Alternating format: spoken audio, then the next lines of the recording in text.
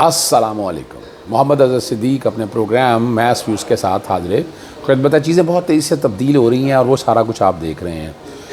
कल मेरी बड़ी तफसीली मुलाकात रही जनाब सरदार लतीफ़ खुसरो साहब के साथ। उसका दूसरा पोर्शन मैं सुबह बात करूँगा, लेकिन आज चूँकि बहुत ही अहम मामलात हैं, मैं चाहूँगा उस पर ज़रूर गुफ्तगू। एक तो इमरान नियाज़ साहब की यानी सेहत याबी बहुत स्लो रिकवरी है, और सिर्फ थोड़ी सी एक गुफ्तगू जो ताहिर मलिक साहब हमारे दोस्त के साथ लीक हुई, वहाँ से आप अंदाज़ा लगा सकते हैं कितनी तकलीफ़ में है। और उनका इलाज मैं समझता हूँ आज भी मुल्क से बाहर है। उन्हें मुल्क से बाहर आने दिया जाए, वाकई अपना इलाज कराएँ, अपनी मर्ज़ी की ज़िंदगी जिएँ। मगर लग ये रहा है कि हाँ, जो कुछ हो रहा है वो बड़ी तकलीफ़ दे बात है। साइफ़र का ट्रायल जो है वो जल्दबाजी में नहीं होना चाहिए। आज जो कुछ हुआ, जो तेज़ी से चलाना चाहते हैं, मैं उसमें बात करूँगा। जनरल परवेज़ मुशर्रफ फांसी की जो बातें हो रही थी और जो कुछ हुआ आज सुप्रीम कोर्ट के अंदर, चूँकि मैंने लाहौर हाई कोर्ट में ये केस किया है तो मुझे बहुत से हक़ाइक़ पता हैं। और सबसे अहम जो मामला है कि इस वक्त इमरान ख़ान साहब को टारगेट किस तरह किया जा रहा है, या बुशरा बीबी के कॉन्टेक्स्ट में क्या मामला थी, और तीसरा जो साथ ही मामला जुड़ा हुआ वो बहरिया टाउन के हवाले से है। आज चंद हक़ाइक़ बताऊंगा, लेकिन इस पर मैंने तफसीली प्रोग्राम मैंने करना है। पहले मैं सबसे पहले बहरिया टाउन के हवाले से, चूँकि मैं बहरिया टाउन का वकील हूँ और मैं बहुत से हक़ाइक़ जानता हूँ। 460 अरब रुपया जो डाला गया ना, क्या मलिक रियाज जो हैं या बहरिया टाउन ने कोई करप्शन या करप्ट प्रैक्टिसेस की हैं? क्या कोई सरकारी महकमे में रिश्वतें ली हैं? सवाल बड़ा वाज़ेह है कि उस वक्त भी जब ये सवाल पैदा हुआ था 50 या 60 अरब के करीब हुकूमत सिंध का अगर रिकॉर्ड मंगवा कर देख लें उस वक्त, तो हुकूमत सिंध ने जो वैल्यूएशन की थी गालिबन, मुझे पुराना अच्छी तरह याद पड़ता हो तो 5-6 अरब के करीब थी, जो बाद में 15 अरब के करीब चली गई। और उसके बाद ये गालिबन कोई 25 अरब के करीब रकम चली गई थी, जो यानी जो प्राइस डिफरेंस आता था। लेकिन क्या हुआ इसमें चूँकि नैब का ड्रामा था, उस वक्त बहुत प्रेशर था, और मलिक रियाज साहब जो कि कारोबार करना चाहते थे और बहरिया टाउन को बचाना चाहते थे, तो इन हालात के अंदर मजबूरन उनके साथ ये ज़्यादती की। और मैं आज आपको बड़ी सिंपल सी बात बता दूँ, सर जस्टिस साकिब निसार साहब का बहुत आपको पता रोब और दबदबा था, और मलिक रियाज के साथ बड़ी ज़्यादती हुई उस हवाले से। मैं बता दूं आपको, एक स्टेज के ऊपर बड़ी छोटी सी रकम पे फ़ैसला हो रहा था, लेकिन बहुत से जो चेहरे हैं जो पीछे हैं बिहाइंड द पिक्चर, जब किसी वक्त वो सामने आएंगे तो आप परेशान हो जाएंगे, हैरान रह जाएंगे। एक सिंपल सी मिसाल मैं आप लोगों के सामने रखने लगा हूँ। आपको पता है जब लैंड एक्वायर की जाई हो, या मिसाल के तौर पर रॉ लैंड हो, यानी वहाँ जो एकड़ है वो 5-5 लाख रुपए रेतली ज़मीन पे था। और मुझे अच्छी तरह याद है कि जब ये मामला बहरिया टाउन का ये चल रहा था, तो मैं थर्ड पार्टी की तरफ से हम आए जो इन्वेस्टर है वहाँ का। अब मैं जाके ख़ुद वहाँ पर जाके जगह का विज़िट किया, रेतले इलाके देखे और वहाँ पर एक दुबई आबाद कर दिया। तो बहरिया टाउन का ये क्रेडिट जाता है, कोई इसको माने या ना माने, जो सच बात है। यानी एक ज़मीन जो कोड़ियों के भाव लेके उसको डेवलप करके बहरिया टाउन ने डेवलप किया, तो उसका एडवांटेज बहरिया टाउन को जाना है ना, या उससे जो आमदन होगी आप टैक्स की शक्ल में देंगे।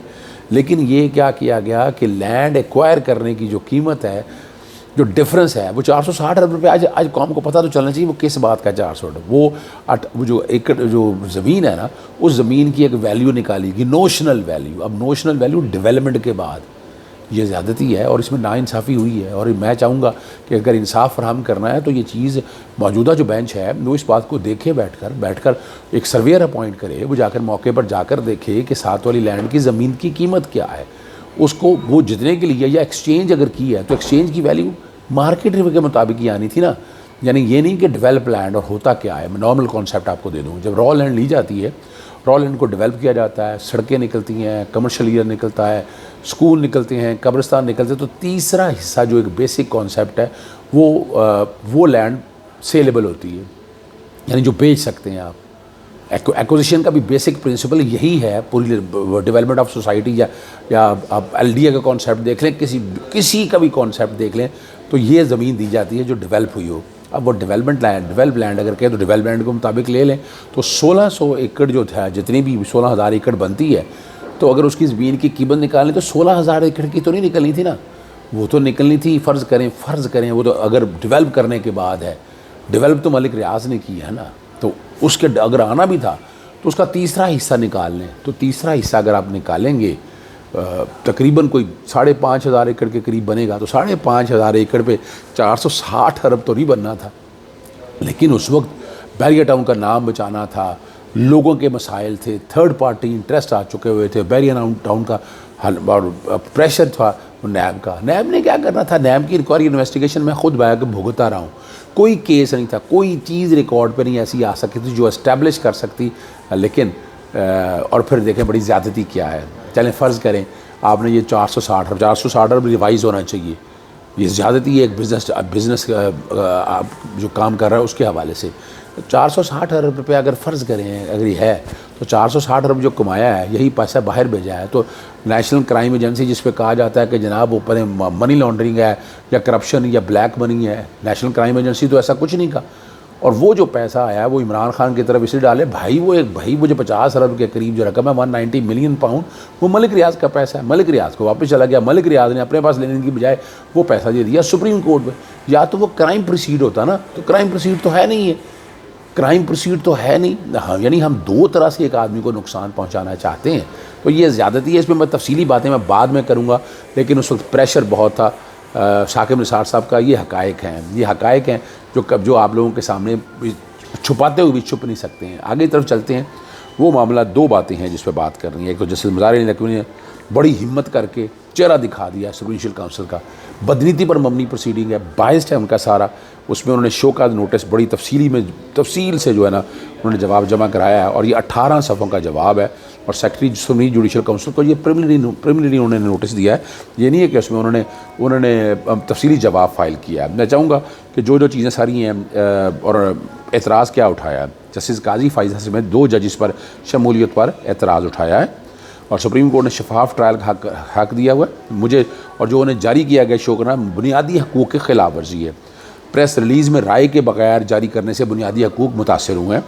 जज के ख़िलाफ़ इस वक्त कार्रवाई कर सकती जब मुतफ़क़ा फ़ैसला हो, जो कि 3 और 2 का है। मुतफ़क़ा फ़ैसला तो है नहीं है, तो मेजॉरिटी डिसीजन वाला ये बड़ा एक लीगल और कॉन्स्टिट्यूशन सवाल उठाया है, और अक्सरियत फ़ैसले से ज़रिए जज के ख़िलाफ़ कार्रवाई का इख्तियार नहीं रखती है।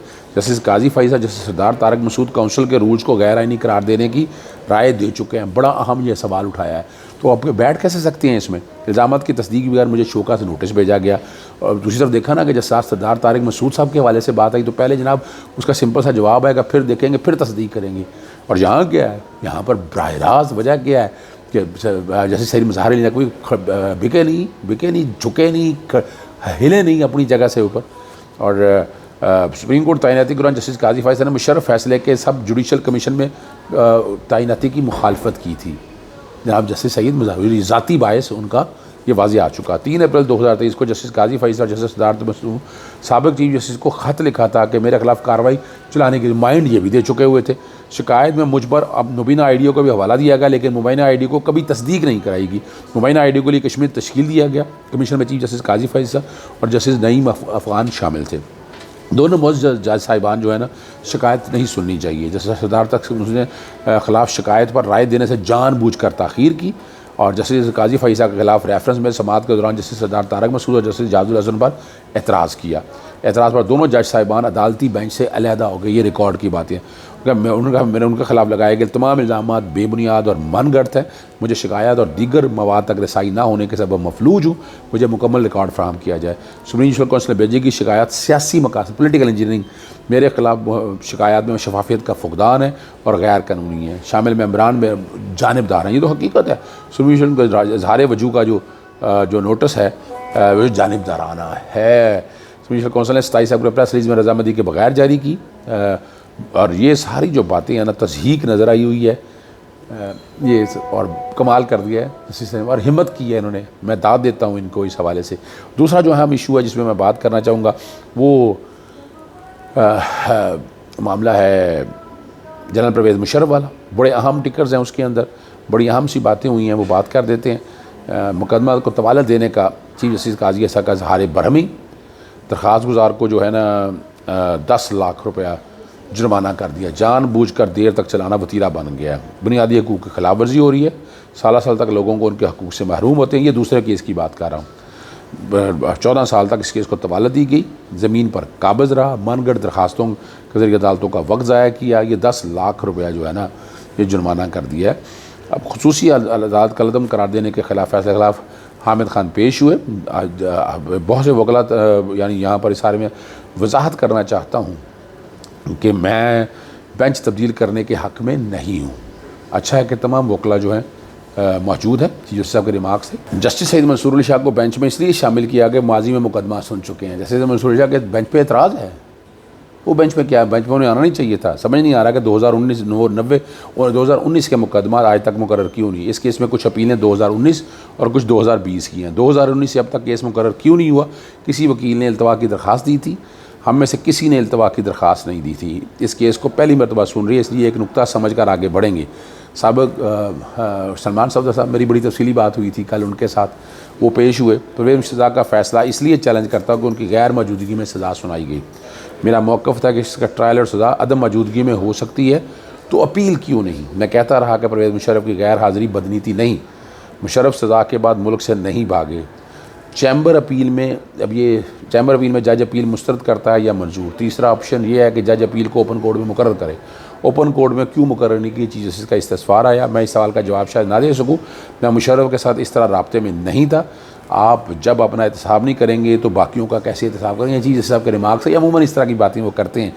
चैम्बर अपील में जब आर्डर हो गया तो उस अपील को मुकर्रर हो जाना चाहिए था।